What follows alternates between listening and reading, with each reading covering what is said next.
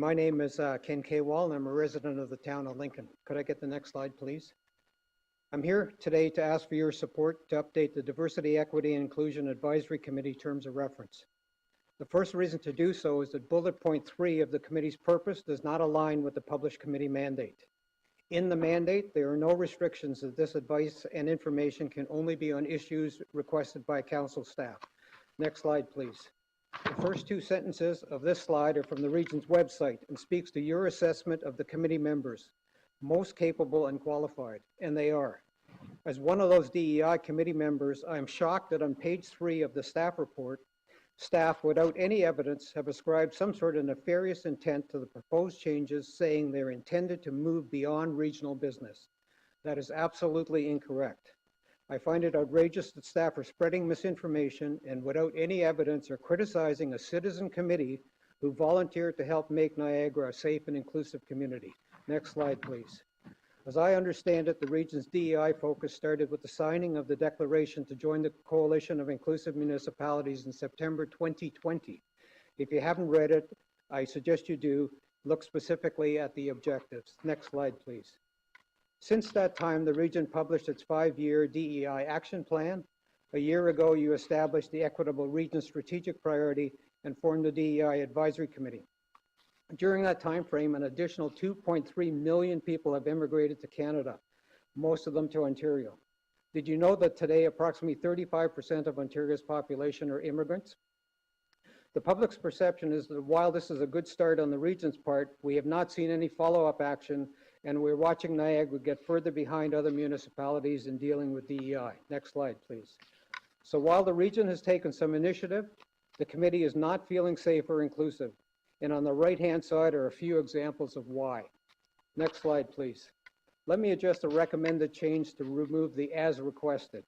I have compared the DEI Advisory Committee terms of reference to 2 other regional advisory committees, and neither of them had similar restrictions. They are both free to advocate, advise on any items within their respective mandates. Next slide, please. I looked at the terms of reference for 6 municipal anti-racism DEI committees, and it's a similar story. None of them were restricted to addressing only the issues requested by their councils. Next slide, please. So why is Niagara's DEI Advisory Committee being treated so differently? Next slide, please. What are the implications of this change? It's been 7 months since our first committee meeting, and there have been no issues requested by council or staff for the committee to provide input or feedback on. What is the purpose of creating an advisory committee, not asking it to provide any advice, and restricting it to raising issues unless called upon? On the right-hand side are some examples of current community DEI issues that the community can provide advice on. My perception is the majority of you are unaware of these DEI community issues, and we would like to help you understand and address them. Next slide, please. Let me turn to the second proposed change. The committee's mandate does not distinguish between internal or external actions, and here again, the stated purpose does not align with the stated mandate. This is the region's DEI framework with the internal action items above the dotted line and the external ones below. Staff offer a confusing explanation in their briefing notes saying some of the external ones are really considered internal. Easiest way to clear up the confusion is to approve the change to the terms of reference. The outlined 5 boxes below are areas I know I can provide input, but I'm not allowed to. Next slide, please.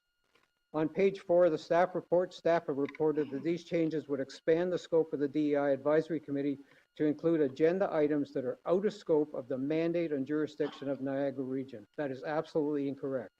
Furthermore, at the last DEI committee meeting, committee chair, Councillor Yip, explained the process by which potential items would be addressed, and that's explained on this slide.